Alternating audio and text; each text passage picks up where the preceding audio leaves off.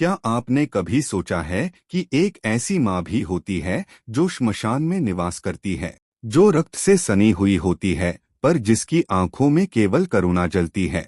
वो माँ ना मंदिरों की शांति में विराजती है, ना फूलों से प्रसन्न होती है। वो बैठती है राख पर, मृत्यु के द्वार पर, लेकिन वही माँ जीवन का अंतिम आश्रय बनती है। उन्हें कहते हैं तारा माँ। एक ऐसी शक्ति जो न केवल मृत्यु से बचाती है, बल्कि मृत्यु के पार मोक्ष तक ले जाती है। वो देवी जिसने स्वयं महादेव को अमृत पिलाकर पुनर्जीवित किया।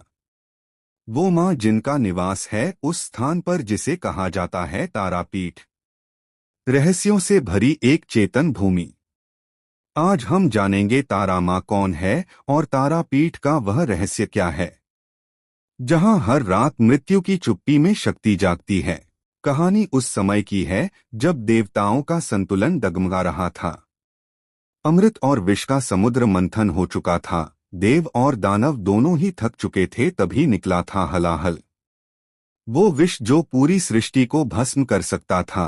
उसी समय जगत के कल्याण के लिए महादेव ने वह विष अपने कंठ में रोक लिया, परंतु वह विष केवल कंठ में कहाँ रुका था।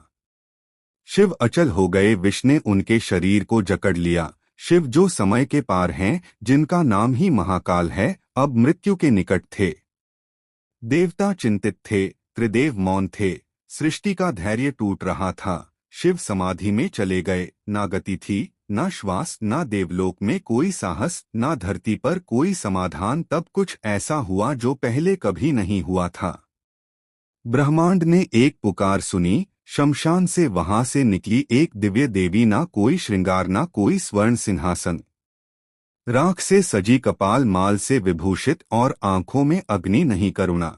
वो थी माँ तारा, ना हाथों में कमल, ना वंशी, ना वीणा, बल्कि वह शक्ति थी जो श्मशान में जन्म लेती है और मृत्यु के पार जीवन का मार्ग बनाती है। माँ तारा पहुंची कैलाश, जहां ब्रह्मांड का पालनकर्ता अब निशक्त अवस्था में लेटे थे।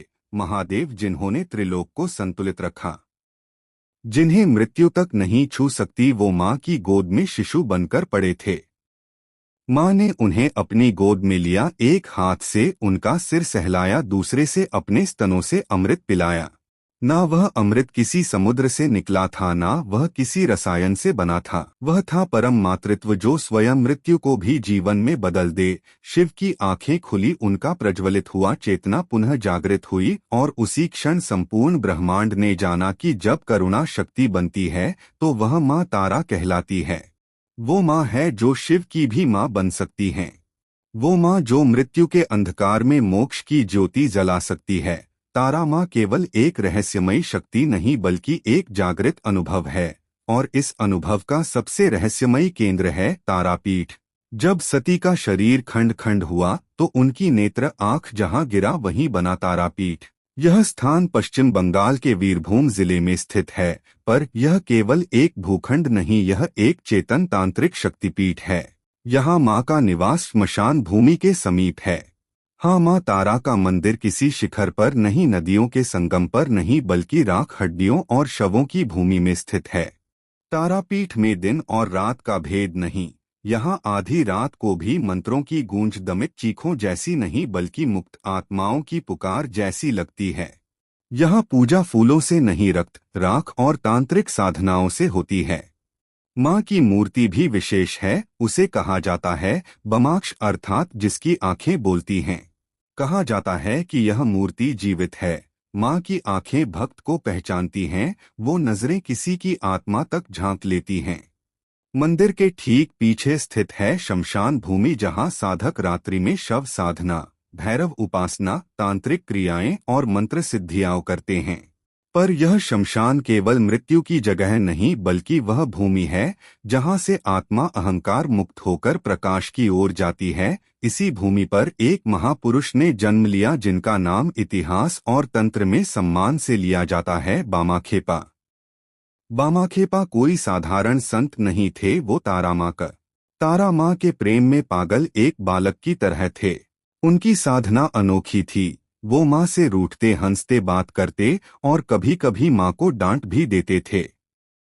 कहा जाता है कि बामा खेपा को स्वयं तारा माँ ने दिव्य दृष्टि और दीक्षा प्रदान की थी। वो श्मशान में रहते थे, रात भर समाधि में बैठकर माँ के स्वरूप का दर्शन करते थे। कई बार मंदिर बंद होने के बाद भी माँ की मूर्ति से हंसी और बातों की आवाज आती थी, मानो कोई बच्चा अपनी माँ से बात कर रहा हो। एक बार एक तांत्रिक ने बामाखेपा की साधना में बाधा डालने का प्रयास किया तो माँ तारा ने स्वयं प्रकट होकर उसे रोका। तब से यह मान्यता बनी कि इस बामाखेपा केवल माँ के भक्त नहीं बल्कि माँ के सखा, पुत्र और साधक सब कुछ थे। आज भी तारापीठ जाने वाले श्रद्धालु बामाखेपा की समाधि पर जाकर प्रणाम करते हैं और माँ के मंदिर में उनके चरणों से होकर ही प्रवेश करते हैं। तारापीठ में कोई बड़ा दरबार नहीं, कोई स्वर्ण कलश नहीं, पर है वो मौन जो साधक की आत्मा को भीतर से जगा देता है। यहाँ आने वाला यदि सच्चे हृदय से पुकारे तो माँ तारा केवल सुनती नहीं बल्कि मृत्यु के दरवाजे पर खड़ी होकर उसे वापस जीवन देती है, क्योंकि यह केवल एक शक्तिपीठ नहीं, यह वह भूमि है जहाँ मृत्यु भी माँ के चरणों में मोक्ष मांगने आती है। बहुत से लोग तारा माँ को केवल माँ काली का ही दूसरा रूप मान लेते हैं, किंतु जो तंत्र के गढ़ रहस्यों को जानते हैं वह यह भी समझते हैं कि भले ही यह दोनों देवियां रौद्र प्रतीत होती हो, उनकी ऊर्जा की दिशा और साधक पर प्रभाव बिल्कुल भिन्न होता है। माँ काली वो है जो जब सृष्टि तमस में डूब जाए तो उसका अंतिम बिंदु तक सहार करती है। उनकी तीसरी आंख खुलते ही समय और चेतना दोनों रुक जाते हैं। वो सहार की वह सीमा है जहां अस्तित्व स्वयं अपने भ्रम को त्याग देता है। पर वहीं दूसरी ओर माँ तारा है, वे उस क्षण प्रकट होती हैं जब विनाश के बाद एक साधक अपने अस्तित्व के शून्य में डगमगाने लगता है। माँ तारा तब एक तारिणी ज्योति बनकर उतरती है जो न केवल मृत्यु के अंधकार से पार ले जाती है बल्कि चेतना को एक नया जीवन देती है। इसीलिए उन्हें कहा गया तारा, जिसका मूल अर्थ है जो पार लगाए। यह केवल एक नाम नहीं बल्कि एक तांत्रिक अनुभूति है जो साधक के भीतर की गहराइयों में मौन की उस जगह को प्रकाशित करती है जहां शब्द भी विफल हो जाते हैं। माता तारा की दृष्टि क्रूर नहीं, वो सहज और पारदर्शी होती है। वो आत्मा की उस गांठ को देख लेती है जहां भय और विश्वास उलझे हुए होते हैं और वहीं से आरंभ होता है एक साधक का शिवत्व की ओर आरोहण। माँ काली जहां सर्वनाश की शक्ति है वहीं माँ तारा है। उसी सर्वनाश के बाद उठती पहली चेतना एक आग है जो सब जलाकर राख कर देती है। दूसरी वह राख है जहां से एक नया ब्रह्मा उत्पन्न होता है। पुराणों में यह भी कहा गया है, जब सप्तर्षि भी आत्मबोध की चरम खोज में विफल हो गए तो उन्होंने किसी देवता की नहीं माँ तारा की शरण ली और माँ ने उन्हें न केवल ब्रह्मा ज्ञान दिया बल्कि उन्हें ब्रह्मांड की दिशा तय करने का दायित्व भी सौंपा।